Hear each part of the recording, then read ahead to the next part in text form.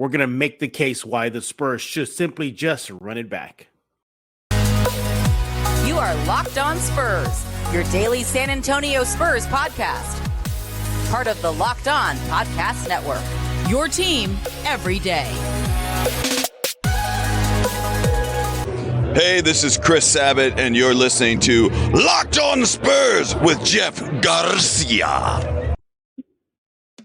Welcome back to Locked On Spurs right here on the Locked On NBA Network. I'm your host, Jeff Garcia, Spurs writer for Ken's 5 San Antonio. Glad to have you back. Hey, everybody, thanks for making Locked On Spurs your first listen each and every day. We are free and available wherever you get podcasts and on YouTube, part of the Locked On Podcast Network, your team every single freaking day. And welcome back, everybody.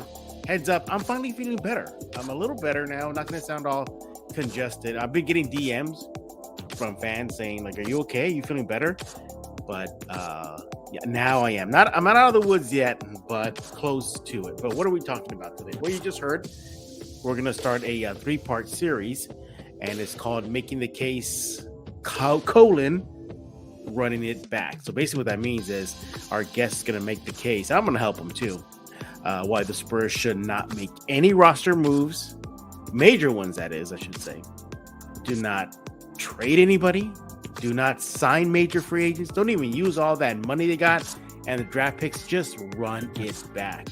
And also, we're going to be taking on a question from a fellow Locked On NBA show, Locked On Pistons, who recently asked me, what would the Spurs do to trade for the number 5 pick? Right here on Locked On Spurs. Let's bring him on now. He is Rudy Campos. He is back for another week here at Locked On Spurs. You're wrapping up the week here, buddy. Welcome back, Rudy. Thanks, man. And the last time I was on, you were sick in the beginning of that whole thing, and this is your follow-up appointment with me, and I'm glad you're doing better. Not out of the woods yet. It's just that lingering congestion that I still have. It's that annoying bit, that everybody goes through. It just won't go away. But so everybody, excuse me if I'm coughing or sneezing or doing this right now. You gotta get out of me. But hey. Make sure to follow Rudy on Twitter at Sweep the League and his show Sweep the League, and he'll chat about that later on this show. Hey, before we tackle on the big question, or the big fun hypothetical, running it back, let's knock out something really fast.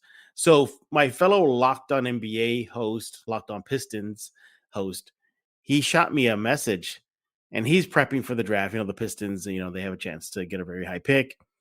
And so he's playing all these scenarios. So he was like, okay, what happens if the Pistons fall to 5? And his idea is like, he goes, I don't think the Pistons would want to keep it. He goes, I think the Pistons would want to trade it. So he approached Locked On Spurs, me, and he's like, hey, which one single SAS player do you think the Spurs would trade for the number 5 pick? I'll let you go first as you're the guest, Rudy. But my first thought was, do the Pistons even want anybody on the roster for a number 5 pick right now? I mean, I think you would think there'll be a high price tag for that. But if we're going to play the game, what do you think? Do you think the Spurs would trade a player, and who would that be for the number 5 pick in this upcoming NBA draft? Hypothetically speaking, I mean, I've been saying it a lot that the draft it's not superstar loaded. It's not like star-studded loaded type draft. So being that the Pistons probably at 5 wouldn't want to keep that pick, it doesn't surprise me. I think a lot of teams around that 4 to 9 range are probably going to look to trade down or trade out. So if you're looking at the San Antonio Spurs, and the Spurs are desperate to have another top 5 pick, saying that they keep their pick at number 3 still, and they're there. Yeah. You definitely don't want to move a Jeremy Sohan. You don't want to move a Devin Vassell. The question comes in is, can you really part with a guy like Keldon Johnson? Someone who that's what I was thinking. Yeah. He's rising. He's able to put up 20 a game. He adds more value to the Pistons than Devin, who's been hurt, and then Jeremy, who's just coming off his rookie campaign. They don't really want to go off potential. They kind of want to go off somebody that is already kind of like established already. Yeah. And the thing, too, to remember is Keldon brings in a lot more. Good defense, decent defensive player, gets to the basket, fits their style a whole lot more. So if you're asking me who that player is, it's probably going to be Keldon Johnson, in my opinion, for number 5, again, hypothetically speaking. I'm right there with you. My first thought was KJ. if the Pistons want a player to add. I did throw out the idea to him. I said, well, the Spurs do have a bunch of draft picks. Would that be enticing? And he kind of did the whole chin rub, but Yeah. he's sticking with the player. I think, in his mind, and we're going to chat about it on Locked On Pistons soon, but he was like, well, I think they want a player. He goes, it's a plug and play. And what about a package? You think a package would do it? Maybe not KJ, but I'm just spitballing here. Trey Jones, Romeo Langford, maybe some late first rounders they got. You think a package would do it? I think so. I mean, if you have Keldon as the centerpiece of the package, you may even look at possibly a guy. I mean, it could get very expensive too if they really want. You could throw maybe a Zach Collins in there, Yeah. knowing you're going to get 2 top 5 picks potentially. That would be a thing because you'll be able to get a big somewhere in there. But yeah, you might see a package of guys, maybe even a Doug McDermott too. I mean, if that's even expiring possible. contract right there, veteran for a Yeah. young squad. Yeah. Yeah, so you're going to have to probably throw a vet in there somewhere to help these younger Pistons out. But Keldon would have to be that centerpiece if there is a player involved. I don't see him doing Devin or Jeremy just yet. So, yeah, Keldon is probably that odd man out if they're going to look to move that 5 spot. Would you do it? I think I would do it. Like, if this is a real life scenario and we're Brian Wright and we're in the war room, I think I might pull the trigger, man. If it's just simply the hypothetical KJ or a player for the number 5 pick, I might do that. I love KJ, but that's 2 top 5 picks right there. 2 top 5 picks in this draft is pretty good. Unless you have 1 and 2, then I would definitely make that move for the 5 for Keldon. You got to look at it this way. If they're going to be a player at 5 that is similar to KJ with a higher ceiling, that's kind of tough not knowing who's going to go between 1 and 4. So I say potentially, yeah, it's kind of like just, spitball technique, keep shooting until one sticks. And that's kind of what I see if they do decide to do it. If I do it, more than likely, yeah, because I look at the numbers. Spurs are going to be great. If they have a top 5 pick, an extra one, grab a player, whether it be a small forward or something like that. And you can move on from Keldon because you got to remember his contract's going to be getting larger and larger pretty soon here. So if you can get the same kind of production from a guy in the top 5 that you're getting out of Keldon, it's kind of a no-brainer. Just go ahead and make that move. You're still in a rebuilding process, so it's not like you're knocking on the playoffs right now. So you still have time to rebuild and develop players. I don't think fans would be too terribly mad, though. I think they would understand. I think they'll get it.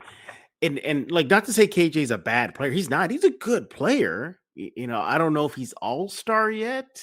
I don't know if he's there yet. I think he has the potential. And if you look at the Pistons side, I mean, imagine him and Cade and is Jeremy Grant with them? I think he's with them. Or the Blazers. I believe so. Yeah. I think he's still. Well, I don't know that. I can't remember. Yeah, we'll look at that up right now. But the point is, Cade Cunningham, Ivy, and KJ. I mean, yeah, it makes sense for the Pistons. It makes sense for the Spurs too, because they're in rebuild mode, and 2 draft picks would definitely sweeten the deal. But you know what? We're going to be talking about that on Locked On Pistons or Locked On Spurs, whichever one as the draft gets closer. I just want to bring that up before we get into the main event. Get your thoughts about it. Spurs fans, I put it out there on my Twitter at Jeff G Spurs Zone, and they kind of said, yeah, I mean, KJ would be the guy for those that were okay with the trade proposal. Hey, Spurs, you want our number 5 pick? And they right away, Spurs fans on social media were like, yeah, give him KJ. Interesting, huh? KJ seems to be like the guy, but it looks like Spurs fans are okay with that. But I think that just goes back to the fact that this Spurs team does not have any untouchables. They're expensive ones, but they're still not untouchable. I think KJ is one of those expensive ones, but not completely untouchables. But we'll definitely talk about that on Locked On Spurs and Locked On Pistons down the road. Got a little ways to go before the draft gets around here. Hey, when we get back, we're going to get into the main event, and we're going to challenge Rudy right now to make the case why the Spurs should just run it back. No major changes, just bring the whole crew back. right here on Locked On Spurs with Rudy Campos of Sweep the League. Hey, I want to talk to you about the Nissan's most electric player of the week right here on Locked On Spurs. And I know the Spurs are not in the playoffs, but I got to give it again to Jimmy Butler. Did you see what he did in that game clinching series win over the Bucks, the defending champs, to force overtime, take over the game? He has definitely been playing lights out this playoff, and he may be the MVP of the playoffs if there were an MVP of the playoff award. I'm going to give it to him. He is Nissan's most electric player of the week right here on Locked On Spurs, brought to you by the all-new, all-electric Nissan Ariya. Hey, it's electric. It's brilliantly fierce. It's stunningly powerful, elegantly powerful. The concept is that it delivers on a duality. That's a combination of fierceness, elegance, beautiful, but strong. And it's the perfect SUV crossover. The 2023 Nissan Ariya packs pin-to-your-seat power and premium intelligence all in one EV. The all-new, all-electric 2023 Nissan Ariya, the EV for people who love to drive. Shop now at nissanusa.com. And also want to talk to you about BetterHelp. This show episode is sponsored by BetterHelp. Look, navigating through life can be a struggle. It can be a challenge at times, but that's where BetterHelp comes in. So if you want to get to know yourself, and look, I get it, that could be a long process, especially because we're always growing and changing. Therapy is all about deepening your self-awareness, understanding, because sometimes we don't want, or we don't know what we want or why we react the way we do until we talk through things. BetterHelp connects you with licensed therapists who can take you on that journey of self-discovery from wherever you are. If you benefited from therapy, feel free to share your experience with me on Twitter at Jeff G Spurs Zone. But if you also want to get into therapy, you want to check out BetterHelp. If you're thinking about starting therapy, give BetterHelp a try. It's entirely online, designed to be convenient, flexible, and suited to your schedule. Just fill out a brief questionnaire to get matched with a licensed therapist and switch therapists anytime for no additional charge. Discover your potential with BetterHelp. All right, let's go ahead and bring him back. He is Rudy Campos of Sweep the League. Follow him on Twitter at Sweep the League. And Rudy, are you ready for your challenge? Yeah, I am ready as I'll ever will be.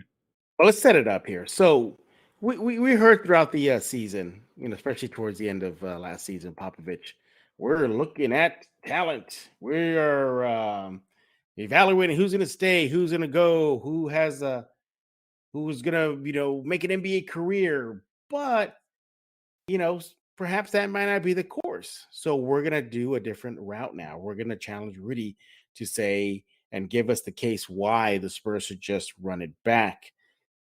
This might be painful for you, Rudy, because I know you would like to blow it up. But why should the Spurs, Rudy, just run it back? No major roster changes, no trades, no flipping of players, nothing. Just run it back, plus whoever they pick in the draft. So take it away, Rudy. So making the case for them running it back is simply put in a couple of reasons. One, money. Two, rebuild. And a rebuild doesn't happen overnight. You don't build, cities overnight. You don't build dynasties and civilizations overnight. It takes time. Let's look at Oklahoma City.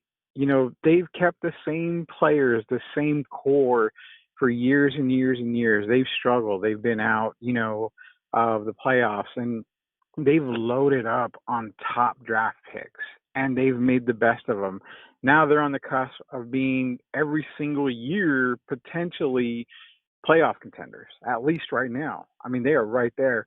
That makes a sweet case for the San Antonio Spurs to just keep it the way it is. You've got a good mix and balance of young guys and veterans. Everybody seems to get along. Yes, the talent is not there, but talent will come in time. You haven't seen yet the surface scratched by Jeremy Sohan. Devin Vassell has not gotten off to the greatest start of his career just yet. He still has so much more potential. KJ, on the other hand, does continue to improve. A lot of people point out the little knickknacks that's wrong with him, but yet fail to see that he is that true leader on the team right now. He's the reason why in a lot of these games they were still in the game or winning a couple of them. So keeping everything the way it is, you've got Trey Jones. He's the serviceable guy when it comes to the point guard position. you're lacking in bigs, but you know what? Zach Collins came in, did his job. He did what he was supposed to do. This team right now constructed is a lottery team, but where the lottery is, there's potential for massive superstars right there, and that is at the top part. So that's the main reason why the San Antonio Spurs should run it back, is because you get a plethora of young talent to build around. And let's not forget, if you're building with the same young talent around, that's the way dynasties are created. Golden State, Steph, Clay, Draymond, they drafted these guys early in the first round. Steph and Clay were in the first round, but they kept them together. They built. Now they're one of the dynasties that we can talk about. So that's the main reason. Also, money. You don't have to spend a whole lot of money. You've got all this money for when you have those young superstars. Mm-hmm. You can sign them without ease and don't have to worry about it. So a lot of reasons why you should just run it back again, but those two are the main ones that I see as the reason why they should run it back.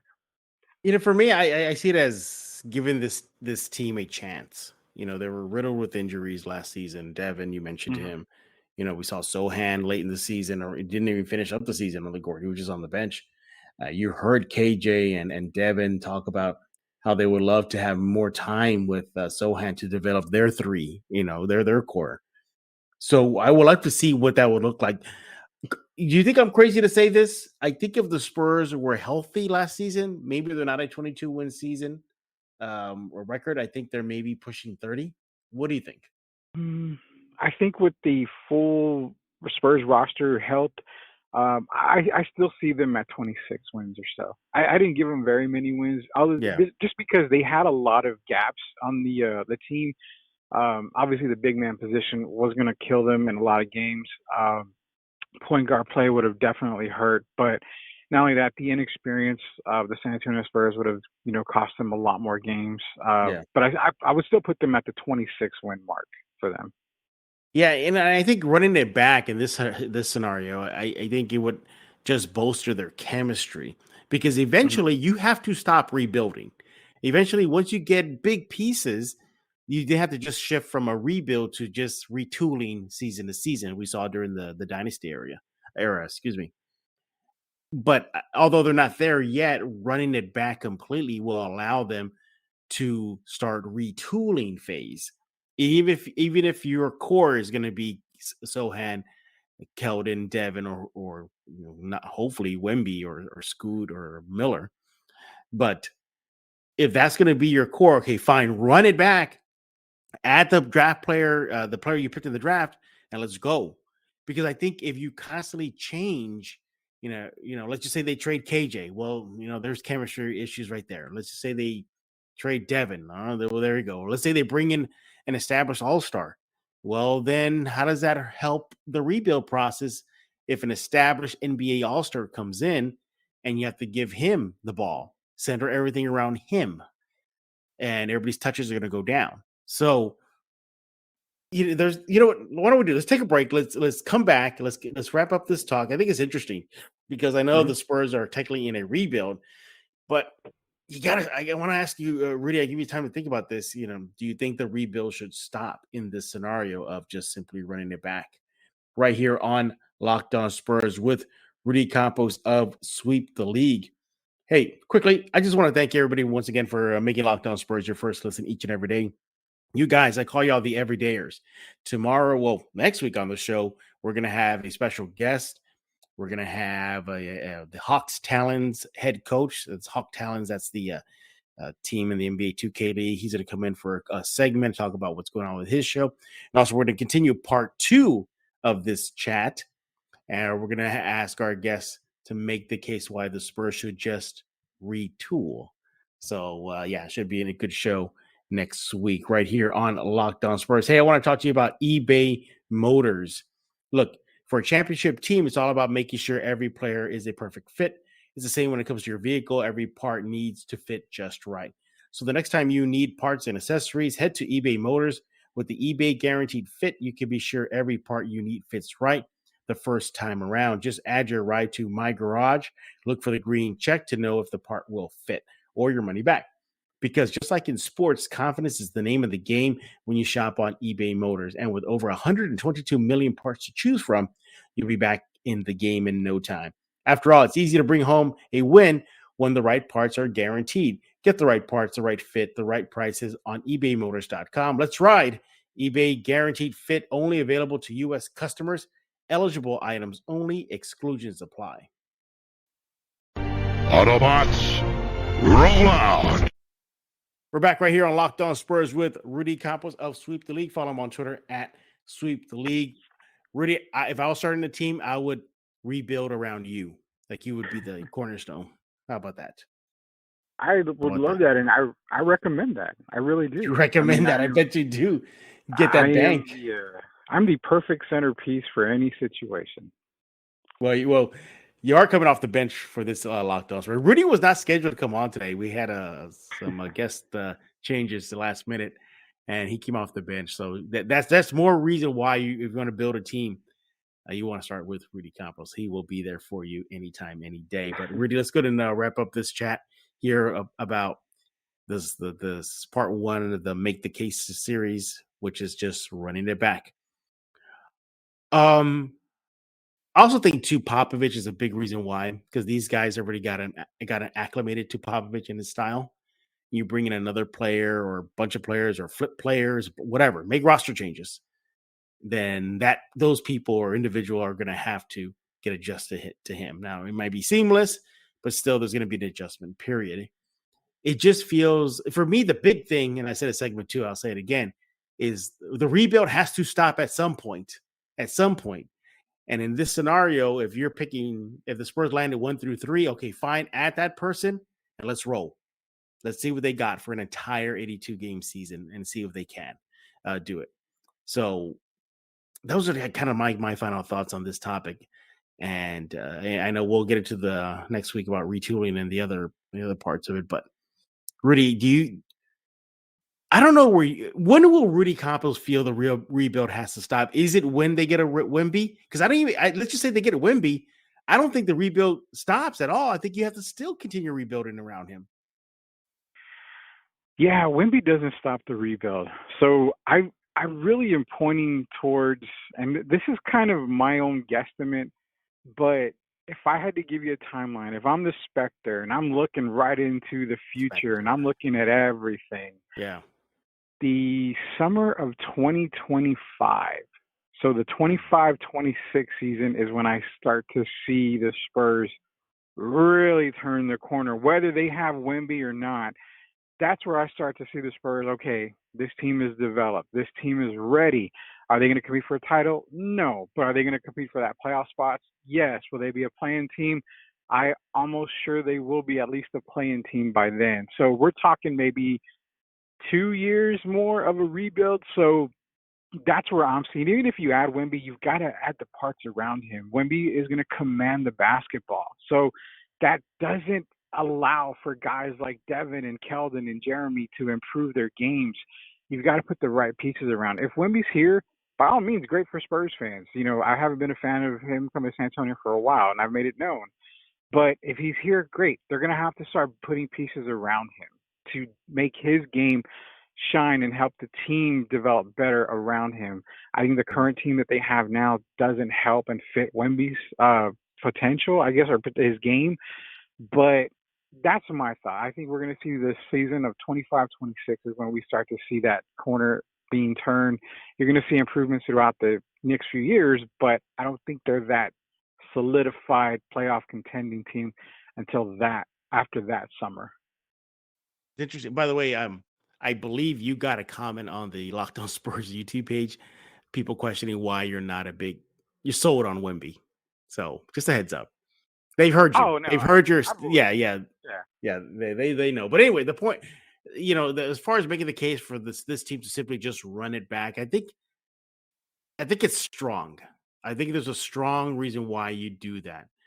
Obviously, somebody's going to comment or tweet at you or me and say, well, no, I mean, you don't run it back if Phoenix is offering you KD. Well, obviously you don't. But, yeah, that's likely not going to happen unless it's Kawhi, right?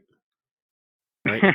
I'm just kidding. You really want to open up? Yeah, no. We're not going to go down that path. But the point is that I really believe there's a big case to run it back with whoever they draft this upcoming NBA draft, and let's roll. Let's roll, because I would love to see a healthy Sohan, Vassell, and KJ from day one till the end of the season and see what they got. I would love to see a healthy, Trey Jones, running the point, because I think he made leaps and bounds last season. Zach Collins really came on late last season once Proto was traded, and give him some run with these young bucks. And Malachi Branham, we even brought him up. What if imagine if the Spurs were to flip for some all-star shooting guard? That's going to hurt him. So yeah, it's interesting. But Wemby here, I'll say this much: Wemby here makes Malachi Branham a major focal point for the San Antonio Spurs. That makes his game go another level with Wemby here. So that's why I said I'm not sold on him being here, but if he is here, great. There are certain players that will be able to develop around him, Malachi being a massive one. Yeah, I think so too. Yeah. Malachi just seems like a positive, good wild card in most scenarios as far as this rebuild. Mm-hmm. But the only thing I think what throws it off is Scoot, maybe to an extent, Brandon Miller. But we'll see. But as far as making the case to running it back, yeah, I think there's a strong case for it. But we're going to get into other parts of this series of making the case Spurs should fill in the blank as this offseason is here. But would you be upset, though, if they did run it back and made no major changes at all? No. Look, we're not going to count the little moves like, Barlow doesn't come back or Langford goes away or Mamu. I mean, I'm talking about major roster moves. Would you be okay if they just ran it back? I would be perfectly fine if they ran it back. I mean, adding one player may add maybe 7-8 wins, depending who it is on the season. Wemby's not going to add, 40 or 30 game wins, 30 more wins, 25 more wins to your total. I mean, I really feel that way because there's not really a lot of people around him that is going to, like I said, be beneficial on the team. But I think running it back is perfect by me. I am so happy with that. I enjoyed actually watching them this year. Even through the struggles, you saw so many bits and pieces of this team and so much potential on this team, especially when they're healthy, how good they are. And you're like, man, we are one or two players away, one bona fide superstar from just being right there contending in the playoffs, for a playoff position. So that should tell you something. Like, at a healthy point in this Spurs team, the current roster can compete. They just don't have that go-to guy. And when you're that close, why blow it up? Yeah, maybe we'll see. Well, we definitely want to hear what you think about this idea of the Spurs just running it back. What do you think about that hypothetical? Do you think that's a good course of plan in the rebuild? Or do you think maybe it's a bad plan? We need to know. You can let Rudy know on Twitter at Sweep the League. And speaking of Sweep the League, what's going on? Yeah, Sweep the League. We're kind of shifting a lot of stuff to our Substack. It's sweeptheleague.substack.com. You can find articles. You'll find some of our shows and content there. But we're trying to release episodes every single week. We're doing the NFL draft right now, so by the end of the weekend, we'll see how good the NFL is going. But before I want to just throw out one thing here. Spurs fans, keep an eye on Taylor Hendricks, power forward at the UCF. Just remember that name if he gets drafted by the Spurs later on, or if they trade down for him in the first round. Keep that name in mind. Interesting. Taylor Hendricks. So I got to look that up now. I got to look him up and see what Rudy is seeing and how that guy could fit in San Antonio. Hey, thanks again for making Locked On Spurs your first listen each and every day. Again, you guys are the everydayers. And don't forget about next week's show. We're going to continue this series with a Make the Case, Spurs should what next? As well as our special guest from Hawks Talon, the head coach, stopping by for an NBA 2K League update right here on Locked On Spurs. Subscribe to Locked On Spurs wherever you get your favorite podcast, Google Play, Stitcher, the Ken's 5 Plus app, and on YouTube. So for Rudy franchise Campos, I am Jeff Garcia. We're putting a lock on this episode of Locked On Spurs.